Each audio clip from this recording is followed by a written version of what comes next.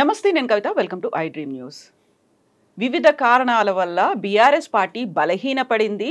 అందువల్లే లీడర్లు పార్టీని వదిలి వెళ్ళిపోతున్నారు. ఇది కడియం శ్రీహరి చేసినటువంటి వ్యాఖ్యలు. ఎందువల్ల బీఆర్ఎస్ పార్టీ బలహీనపడింది, లేకపోతే కాంగ్రెస్ ఎందువల్ల బలపడుతోంది? దీని గురించి మనం మాట్లాడుకుందాం. మనతో పాటుగా ఉన్నారు పొలిటికల్ అనలిస్ట్ ప్రకాష్ గారు. ప్రకాష్ గారు, నమస్కారం. నమస్కారం.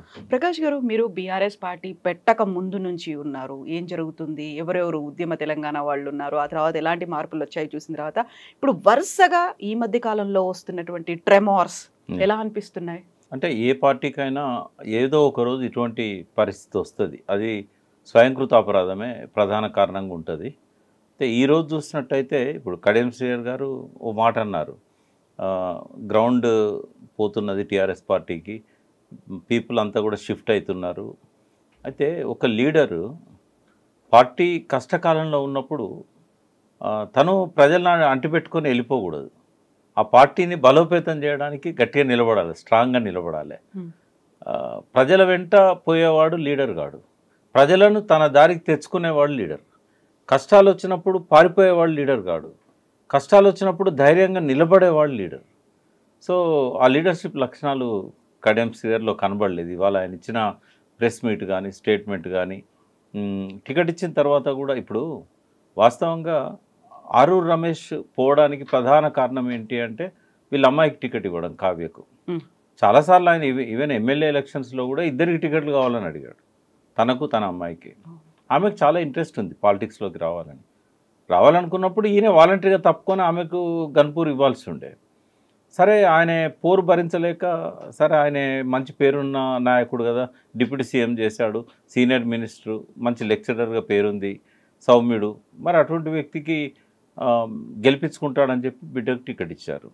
ఇచ్చినాక ఆరూరు రమేష్ వెళ్ళిపోయాడు, లేకుంటే ఆయన టికెట్ కన్ఫర్మ్ అయ్యేది. ఇప్పుడు సడన్గా ఈ టైంలో, క్రూషియల్ టైంలో ఆయన కూడా పార్టీని వదిలిపెట్టి వెళ్ళిపోతున్నాడు. అది అంటే ఆయన క్యారెక్టర్ అసాసినేషనే. టీఆర్ఎస్ కొత్తగా వచ్చే నష్టమేం లేదు ఆయన పోవడం వల్ల, లేదా ఆయన ఉంటే వచ్చే పెద్ద లాభమేం లేదు. ఎందుకంటే అక్కడ టఫ్ సీటే అది, ఆడ గెలుస్తుందనే నమ్మకాలు ఎవరికి లేకుండే. ఆయన కూడా బహుశా టీఆర్ఎస్ తరఫున పోతే నేను గెలవనేమో, కాంగ్రెస్లో పోతే గెలిపించుకుంటానేమో అని అనుకోవచ్చు. ఇవాళ కాంగ్రెస్ టికెట్ వాళ్ళ అమ్మాయికి ఇప్పించుకోవడానికి అది బెస్ట్ ప్లేస్ అని అనుకోవచ్చు. ఏదున్నా నేను చాలా కాలం నుంచి చెప్తూనే ఉన్నాను, ఒక 7-8 years నుంచి, రాజకీయాలలో కేవలం అవసరాలే ఉంటాయమ్మా.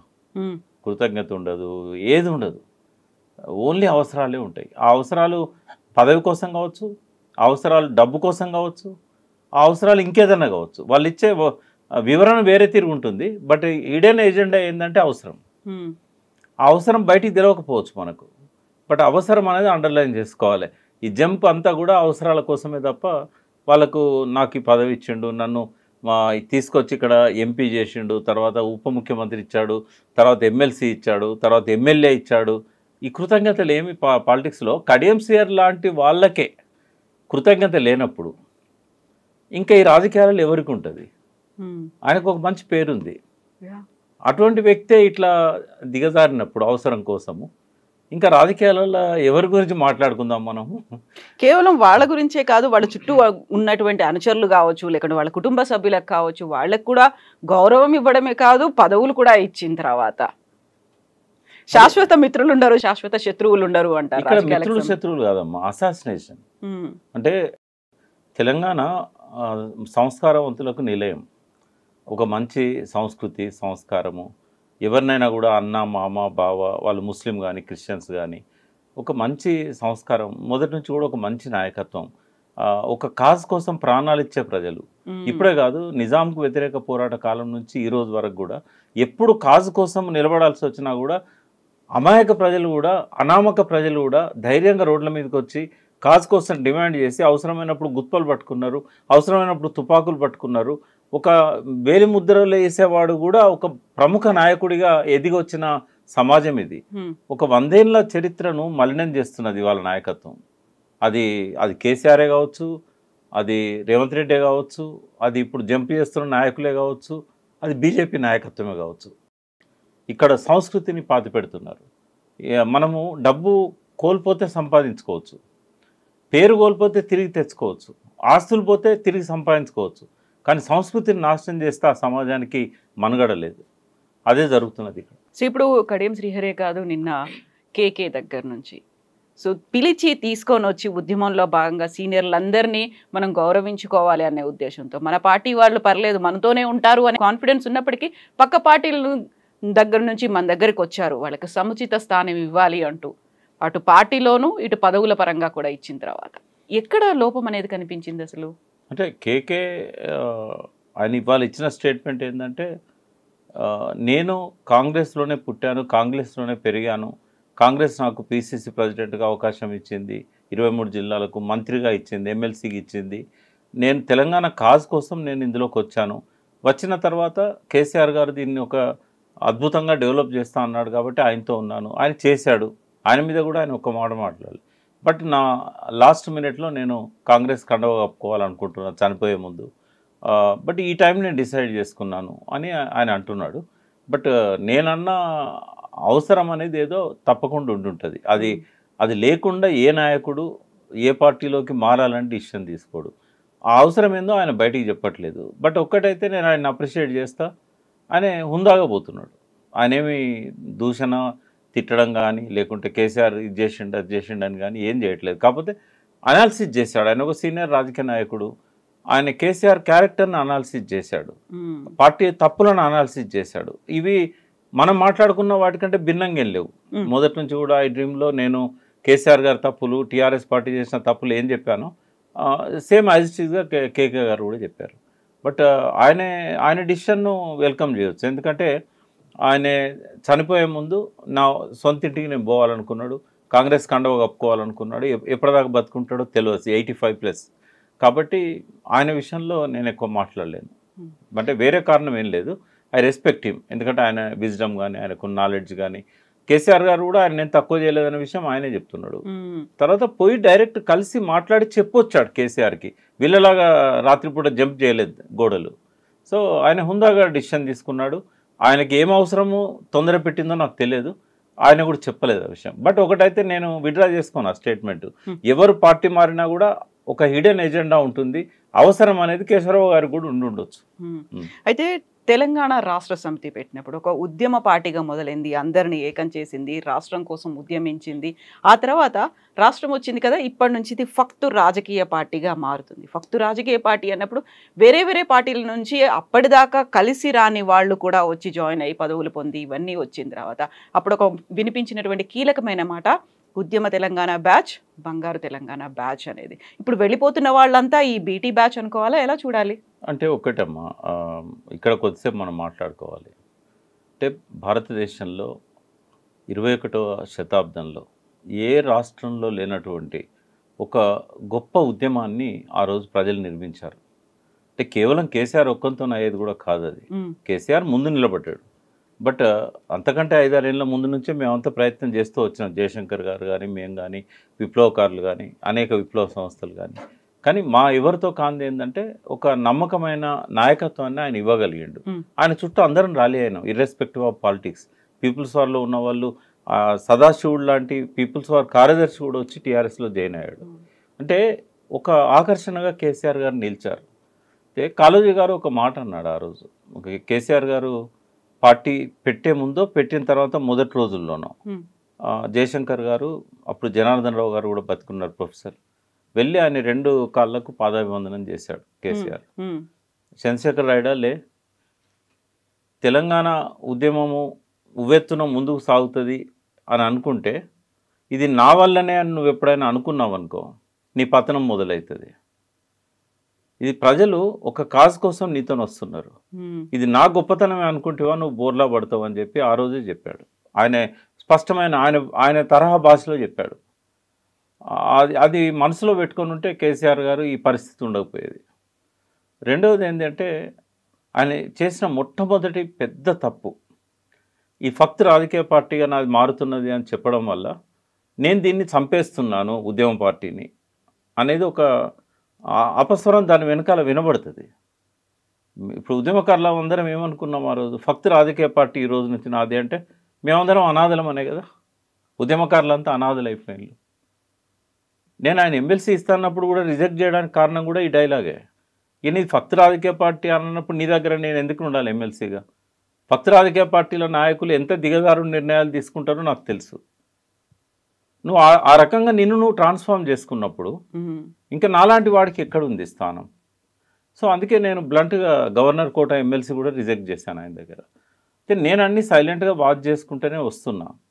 ఇప్పుడు చాలామంది కామెంట్స్ పెడుతున్నారు, అప్పుడు ఎందుకు చెప్పలేదు, ఇప్పుడు ఎందుకు చెప్తున్నావు. నేనేమంటున్నానంటే కొన్నిసార్లు అవతలి వాడు వింటాడు అనుకున్నప్పుడు ఎవరమైనా చెప్తాం, అడిగితే చెప్తాం. ఆయన వినడు అని తెలిసిన తర్వాత ఎందుకు చెప్పాలి? మరి ఇవాళ ఎందుకు చెప్తున్నాం? ఇవాళ ఆయనకు చెప్పట్లేదు, ఇవాళ ఎక్స్ప్లెయిన్ చేస్తున్నాం ఏం జరుగుతున్నది అనేది, ప్రజలకు ఎక్స్ప్లెయిన్ చేస్తున్నాం, ఒక ట్రాన్స్ఫర్మేషన్ ఎక్స్ప్లెయిన్ చేస్తున్నాం. కేసీఆర్ ఫాల్ స్టార్ట్ అవడమే ఆ స్టేట్మెంట్తో స్టార్ట్ అయింది. అంటే ఆయన పురిట్లోనే ఆయన ఒక మరణశాసనం రాసుకున్నారు. ఎప్పుడైనా కష్టం వచ్చినప్పుడు నిలబడేది, త్యాగం చేసేవాళ్ళు, వాళ్ళందరినీ వదులుకున్నాడు ఒక్క స్ట్రోక్తోని. అంటే ఇవాళ తెలంగాణ ఇంకో తీరుగుండేది. ఒకవేళ కనుక ఆ రోజు ఆయన ఉద్యమకారులను, రాజకీయ నాయకులను నేను సమదృష్టితో చూస్తాను, సమానమైన స్థానం కల్పిస్తాను అని అనుంటే ఇవాళ అవకాశవాద రాజకీయ నాయకులు పోయినా కూడా ఉద్యమకారులు ఆయన మోసేవాళ్ళు. ఇవాళ ఉద్యమకారులు దూరమై 10 ఏళ్ళు అయిపోయింది. ఈ అధికారంలోకి వచ్చిన తర్వాత వచ్చిన వాళ్ళంతా ఇవాళ అవసరం కోసం మారుతున్నారు. ఇంకా ఒంటరిగా మిగిలిపోక తప్పదు కదా. ఇక గత చరిత్ర కేసీఆర్ గారిది ఇట్లా కనుక జరిగితే ఇంకేముంటుంది? ఆయన ఒక్కడున్నా మళ్ళీ దీన్ని పునరుజ్జీవింపజేయగలుగుతాడు కావచ్చు. ఒక యాక్సిడెంట్ జరిగిన తర్వాత, అంటే ఒక ఉద్యమం దెబ్బతిన్న తర్వాత ఒక వ్యక్తి మీద అపనమ్మకాలు ఇట్లాంటివన్నీ వచ్చిన తర్వాత ఒక జనరేషన్ మారింది, తిరిగి ఆ నమ్మకాలు రావు. నెక్స్ట్ జనరేషన్కు నాయకత్వం వహించే అంత వయసు ఆయనకు లేదు. అప్పటిదాకా ఇంకో 20 ఏళ్ళ తర్వాత ఆయన, ఇప్పుడు ఈ జనరేషన్ ఏదైతే కేసీఆర్ను వ్యతిరేకించి కాంగ్రెస్ పార్టీని గెలిపించిందో, ఎక్కడైతే తెలంగాణ వాయిస్కు బలం ఉన్న గ్రామీణ తెలంగాణ మొత్తం కూడా 80 సీట్లలో దాదాపుగా 65 సీట్లలో కాంగ్రెస్ను గెలిపించిన తెలంగాణ ఏదైతే ఉన్నదో, ఆ తెలంగాణ ఆనాడు కేసీఆర్ వెంట ఉన్న తెలంగాణ. ఇవాళ మళ్ళీ వాళ్ళని నమ్మించాలంటే ఇప్పటి జనరేషన్ పోవాలి, ఒక కొత్త తరం రావాలి. కాబట్టి ఈ పరిస్థితి చూస్తే ఏమనిపిస్తుందంటే, ఎవరినైతే ఆయన నమ్మాలో ఆయన వాళ్ళని నమ్మలేదు. ఇప్పుడు ఎవరైతే ఆయనను మోసారో వాళ్ళు ఆయనను వదిలేశారు, ఆయన నమ్ముకున్న వాళ్ళు కూడా వదిలేశారు. ఇంకా ఆయనకు వేరే మార్గం లేదు. ఒకవేళ కనుక ఆయన ఉద్యమకారులతోని పార్టీని బిల్డ్ చేసి, సరే అవకాశవాద రాజకీయ నాయకులను వాడుకోవడానికి తెచ్చి పెట్టుకున్నా కూడా పార్టీ బలంగా ఉండేది. ఇటువంటి వాళ్ళు సాహసం చేసేవాళ్ళు కాదు పార్టీ మారడానికి. కానీ ఇటు పార్టీ లేదు, అటు ఉద్యమకారులు లేరు, అతను తెచ్చుకున్న వాళ్ళు లేరు. ఇంకా స్కాములు ఇవన్నీ కూడా మీద పడుతున్నాయి. సరే అవి వాటిలల్లో నిజాలు ఏంటి అనేది కోర్టులు తెలుస్తాయి. ఇప్పుడు న్యాయస్థానాల్లో ఉన్నప్పుడు ఐ విట్నెస్గా మనం లేనప్పుడు దాని మీద కామెంట్ చేయడం కూడా కరెక్ట్ కాదు. బట్ ఇక ఇది కష్టకాలం. ప్రజల్లో కూడా ఒక డ్రాస్టిక్ చేంజ్ వస్తూ ఉన్నది.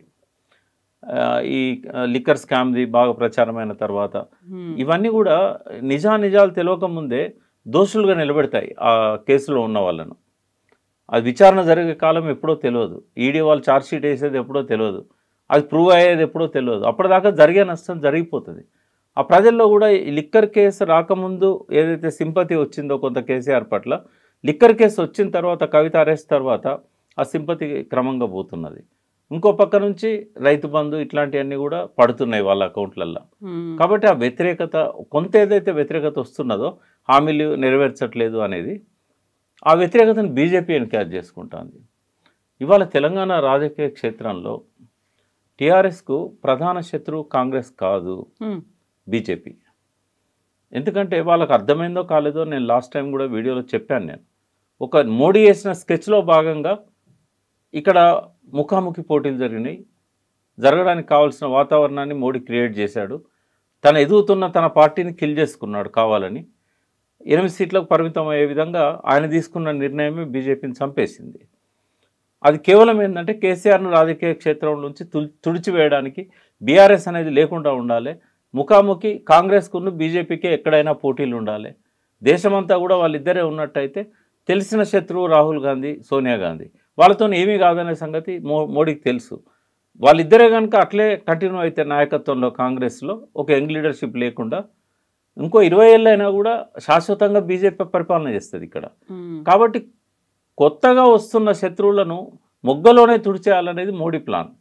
సో మహారాష్ట్రలో బీఆర్ఎస్ సృష్టించిన సంచలనం, సభలకు వచ్చిన జనం, పార్టీ మారుతున్న నాయకులు, ఇదంతా చూసిన తర్వాత ఆ కాన్స్పిరసీ స్టార్ట్ చేశాడు మోడీ. సక్సెస్ఫుల్గా దాన్ని అమలు చేశాడు. ఆ రోజు కవితను అరెస్ట్ చేయకపోవడానికి కారణం ఏంది అని అంటే బీఆర్ఎస్ బీజేపీ అనే ప్రచారం జరగాలి, ముస్లింలు బీఆర్ఎస్ను వదిలేయాలి. అదే జరిగింది మోడీ స్కెచ్లో భాగంగా. ఈరోజు కవితను అరెస్ట్ చేయడం వల్ల పార్లమెంట్ ఎన్నికల్లో కేసీఆర్ను దూరం చేయాలి. సో 2 రకాలుగా ప్రయోజనం పొందింది బీజేపీ. రేపు 4 ఏళ్ల తర్వాత ఇప్పుడున్న యంగ్ లీడర్షిప్ ఏదైతే టీఆర్ఎస్కి ఉందో, సరే కేసీఆర్ గారు దూరంగా ఉన్నా కూడా హరీష్ రావు గారు, కేటీఆర్ గారు కానీ ఆ పార్టీలో మిగిలిన నాయకులు కానీ మళ్ళీ జీరో నుంచి బిల్డ్ చేసే అవకాశం వాళ్ళకు ఉంది. ఎందుకంటే ఇక్కడ బలమైన పార్టీ, బలమైన క్యాడర్ ఉన్న పార్టీ బీఆర్ఎస్ అవుతుంది. అంటే వాళ్ళ నిర్మాణం లేకపోవచ్చు కానీ సభ్యత్వం ఉంది, ఫాలోయర్స్ ఉన్నారు. వీళ్ళందరినీ కూడగట్టుకోవడానికి ఈ నాయకులు ఉన్నారు. వీళ్ళు కనుక కష్టపడ్డట్టయితే రేపు 4 ఏళ్ల తర్వాత అవకాశం రావచ్చు కాంగ్రెస్ను ఓడించడానికి. కానీ ఆ స్థానంలో దూరడానికి బీజేపీ ముందుకొస్తున్నది. ఒకవేళ రేపు పార్లమెంట్ ఎన్నికల్లో బీజేపీకి ఎక్కువ స్థానాలు వస్తే ఈ 2 జాతీయ పార్టీలే ఉంటాయి తెలంగాణలో, బీఆర్ఎస్ ఉండదు. అయితే తన రాబోయే ఎన్నికల్లో తన మనుగడ కోసం ఇవాళ అవసరమైతే పార్లమెంట్ స్థానాల మీద ఫోకస్ చేయాల్సి వచ్చినప్పుడు బీజేపీని గెలవకుండా ఆపడం అనేది టీఆర్ఎస్ భవితవ్యానికి అవసరం. ఇవాళ కాంగ్రెస్ గెలిచినా ఓడినా బీఆర్ఎస్కి వచ్చే నష్టమేం లేదు. ఎందుకంటే జరగాల్సిన నష్టం ముఖ్యమంత్రి కాంగ్రెస్ అయిన తర్వాతనే జరిగింది. ఇంకా మళ్ళీ కొత్తగా ఇక్కడ అసెంబ్లీ ఎన్నికలు రావు, నెక్స్ట్ 5 ఇయర్స్కే వస్తాయి. ఇప్పుడు వాళ్ళు చూడాల్సింది ఏంటంటే బీజేపీకి ఇక్కడ స్థానం లేకుండా చేయడం, ఒక్క పార్లమెంట్ సీట్ కూడా రాకుండా ఆపడం. కానీ వాళ్ళకి ఆ స్ట్రాటజీ ఉన్నట్టు కనబడదు.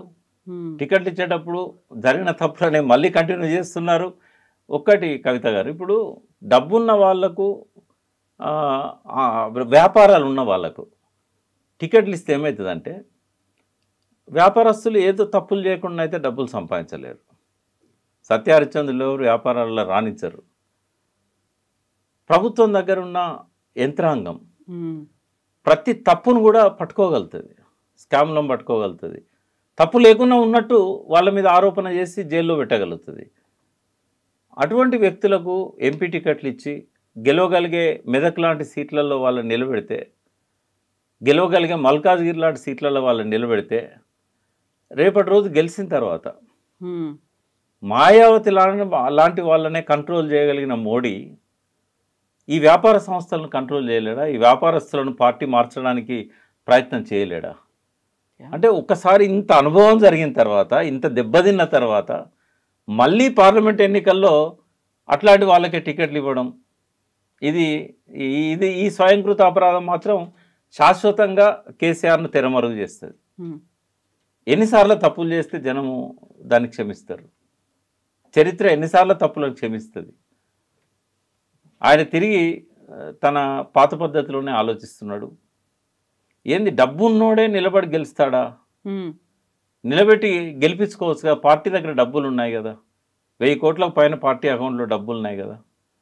నీకు ఒక మామూలు ఒక ఉద్యమకారునో, ఉద్యమ నాయకుడినో, ప్రజలలో వ్యతిరేకత లేని వ్యక్తినో, ప్రజలలో రెస్పెక్ట్ ఉన్న వ్యక్తినో, రాజకీయాలలో ఇప్పటిదాకా లేని వ్యక్తినో తెచ్చి నేను నిన్ను గెలిపిస్తా, నువ్వు నిలబడు, ఎందుకంటే నీకు వాల్యూస్ ఉన్నాయి అంటే విలువలు ఉన్న వ్యక్తులు దొరుకుతలేరా కేసీఆర్కు?